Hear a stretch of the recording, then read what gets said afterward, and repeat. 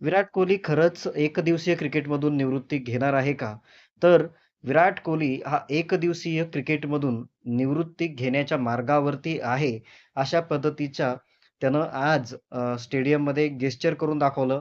त्यानं त्याचे हात वरती करून दाखवले. त्याचं झालं असं, की आज दुसरा ओडीआय सामना होता ऑस्ट्रेलियाबरोबर आणि पहिल्या ओडीआय सामन्यामध्ये सुद्धा तो शून्यावरती बाद झाला होता आणि आज सुद्धा ऑस्ट्रेलियाचा गोलंदाज झॅवियर बार्टलेटवरती तो एल-बी-डब्ल्यू झाला.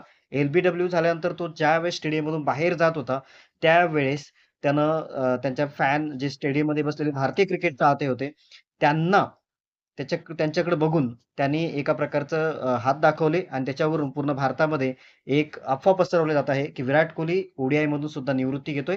तर मित्रांनो, ही अफवा आहे. याच्यावरती विश्वास ठेवू नका. विराट कोहली येतो, तो पुन्हा येईल, पुन्हा मैदान गाजवेल.